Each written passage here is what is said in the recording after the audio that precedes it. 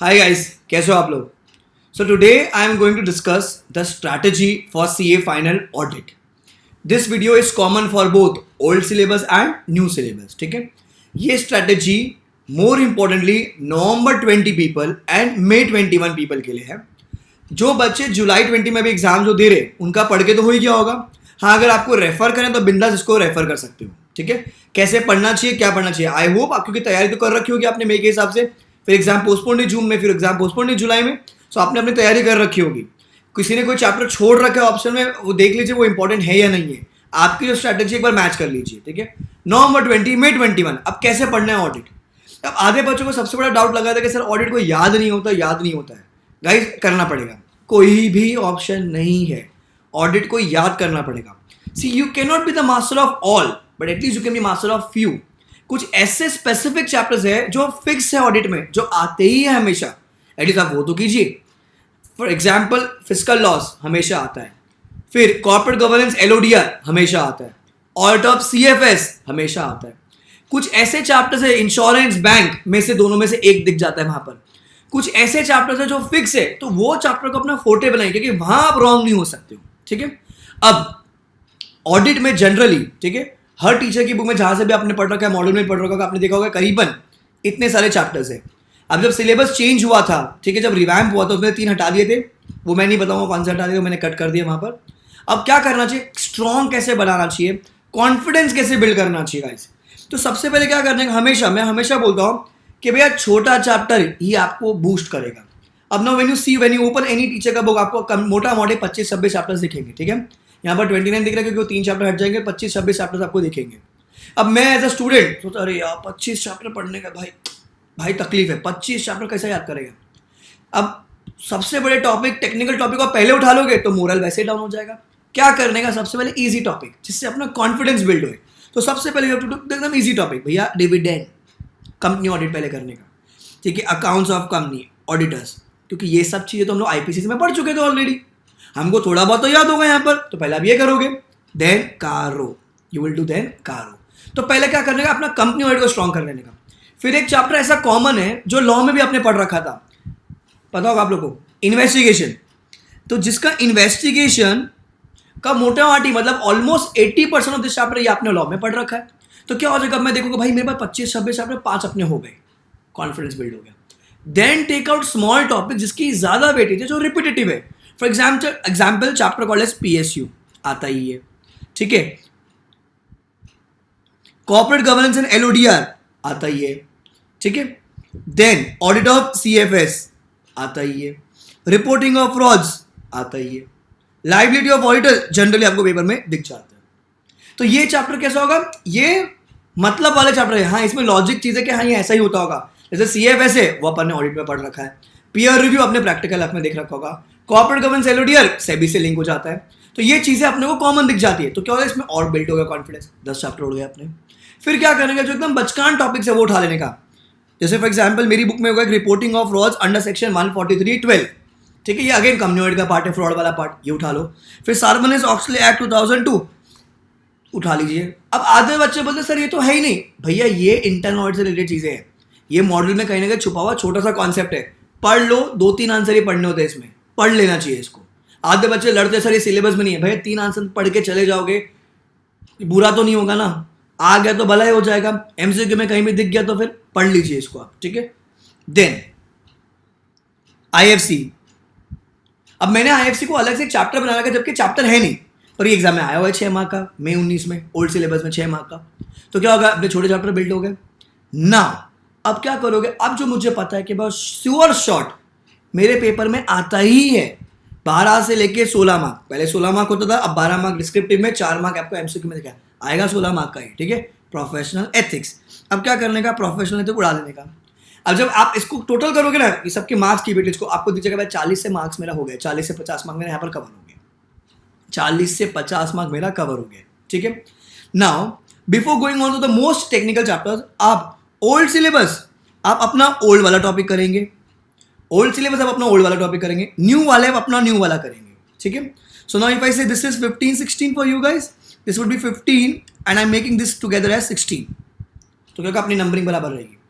New syllabus गलती भी मत करना, सोचना भी मत, पाप लगेगा ऑटोमेटेड एनवायरनमेंट छोड़ के आने के लिए। देख लीजिए हर अटेम्प्ट में ऑटोमेटेड एनवायरनमेंट आ रहा है, ऑटोमेटेड एनवायरनमेंट आ रहा है, हर अटेम्प्ट में आ रहा है। ठीक है, तो ऑटोमेटेड एनवायरनमेंट करना बहुत जरूरी है, क्योंकि वो नीड ऑफ द आवर है, वो प्रैक्टिकल ऐसे लिंक है, तो चीजें दिखेगी आपको, इजी वाला पार्ट। ठीक है ना, अब क्या करने का, अब जो थोड़े से अजीब वाले हैं वो उठाएंगे अपन। फॉर एग्जाम्पल आपने उठा दिया NBFC, then you take out fiscal laws, then you take out bank audit, then you will go on the technical chapters, एकदम टेक्निकल, CIS हो जाएगा आपका, एंड रिस्क असेसमेंट हो जाएगा आपका, और लास्ट में आपका इंश्योरेंस। हो गया गाइस, हो गया सर, हो गया। अरे सर गड़बड़ है, अरे कुछ तो गड़बड़ है। स्टैंडर्ड्स ऑन ऑडिटिंग किधर है, अरे किधर है वो, अरे आएगा आएगा आएगा। तो स्टैंडर्ड्स ऑन ऑडिटिंग को क्या करने का, ऑल टुगेदर अलग ही मानने का, भैया वो अलग सब्जेक्ट है मेरे लिए, it is not a chapter, अलग ही मेरे लिए वो सब्जेक्ट है। अब आप देखोगे ना, मैंने यूट्यूब चैनल पे ऑलरेडी आई थिंक महीने 2 महीने पर पहले ऑडिट स्टैंडर्ड्स का एक चार्ट बना के डाला हुआ है कि कौन सा स्टैंडर्ड कितनी बार आया हुआ है, कौन सी बार आया हुआ है, कौन सा टाइम में क्या आया हुआ है, क्या करने का, पहले जो आए हुए है उसको ढंग से करने का। और वो फिलोसॉफी तो भैया जो है ना सीनियर सिटीजन या फिर सुपर सीनियर सिटीजन जिनको टाइम लग चुका ऑडिट में, वो कहते हैं ना भाई पिछले टाइम में आया तो ये टाइम में आएगा ही नहीं होता अप्लाई, वो लॉजिक से कभी अप्लाई नहीं होता। बहुत बार ऐसा है जो पिछला टाइम में आया फिर से रिपीट हुआ है। ठीक है, सो मैंने ओल्ड न्यू सिलेबस का मई 18 से लेके पूरा कंपेयर करके पिछले स्टैंडर्ड्स की सीरीज में डाला हुआ था, अब वो वहां से देखेंगे। स्टैंडर्ड्स ऑन ऑडिटिंग लास्ट में उठाने का क्या हो जाएगा, when I see this part, this basically this 25-26 chapter constitutes approximately my 70 to 75% of the paper अगर 120 मार्क का, जनरली 120 मार्क का पेपर आता है ऑप्शन के साथ, आपका भैया 80-85 मार्क यही होता है। स्टैंडर्ड्स ऑडिटिंग हायर साइड पे 30 मार्क का आता है, हायर साइड पे 30 मार्क का। अब स्टैंडर्ड्स में भी क्या करने का, जो इंपॉर्टेंट सीरीज है पहले वो उठाने का, और जो इजी है सबसे पहले उठाने का 700 की सीरीज। फॉर्मेट ही है 700, 705, 706 तो फॉर्मेट वाले ही है। 701 इंपॉर्टेंट रहेगा क्योंकि वो की ऑडिट मैटर वाला पार्ट है, नया वाला आया हुआ है, बराबर। 710, 720 क्योंकि अमेंडमेंट वाला पार्ट है, लास्ट टाइम में भी आ गया था, वो दिख जाएगा। फिर उठाने का अपने को 500 की सीरीज। 500 की सीरीज में पहले इजी वाले 500, 501, 505 करके खत्म कर दो। फिर पीछे से 560, 570, 580 कर दो।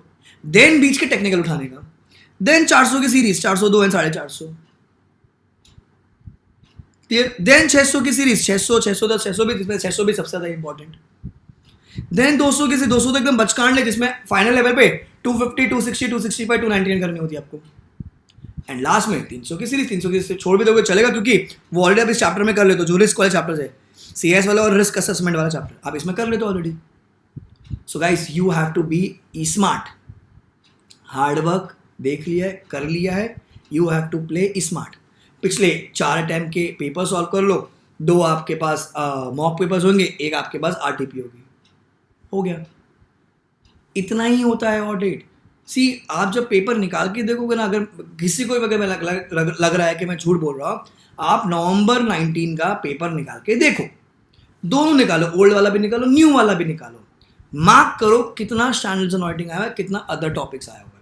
अब पूरा इंडिया, स्पेशली नॉर्थ इंडिया, सबको ये डिफरेंट है, सर अदर ऑडिट्स करने का कैसे याद करने का, कोई रास्ता नहीं है भाई। और अदर ऑडिट्स होता ही नहीं है कुछ भी, कहीं दिखा हुआ है मेरा अदर ऑडिट्स, यार कहीं लगा है क्या अदर ऑडिट्स?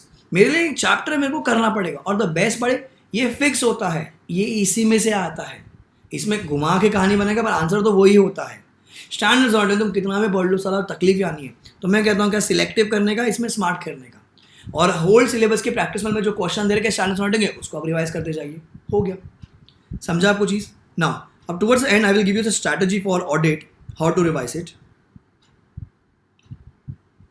सो नाउ अगेन मैं बोलता हूँ मेरा 20 दिन का 25 दिन का ऑडिट का प्लान होगा, जब मैं स्टैंडर्ड्स भी पढ़ूंगा। अब मैं सबको ये कहता हूँ कि बस स्टैंडर्ड्स क्या करने का, एक साथ नहीं पढ़ने बैठने का, रोज करीबन अपने पास 36-37 स्टैंडर्ड्स, ठीक है, रोज 2 से 3 स्टैंडर्ड उड़ा देने का, रोज आधा घंटे का एक स्टैंडर्ड को देने का, 1.5 घंटे का स्टैंडर्ड का फिक्स है। Standard is a subject to me, that's my psychology. मैं मेरे मन में, मेरे माइंड में लेके चलूंगा, स्टैंडर्ड्स इज माई सब्जेक्ट, रोज करने का उसको 1.5 घंटा। आराम से आ जाएगा, ठीक है ना। जब आप 30 दिन पढ़ लेते हो ऑडिट पूरा, आप जहाँ से भी पढ़े हो, जिस भी टीचर से पढ़े हो, खुद से पढ़े हो, सेल्फ स्टडी किए, ये आपका रिविजन टाइम टेबल होना चाहिए। 10 दिन में मिलते उड़ानी है, फुल उड़ानी है अपनी।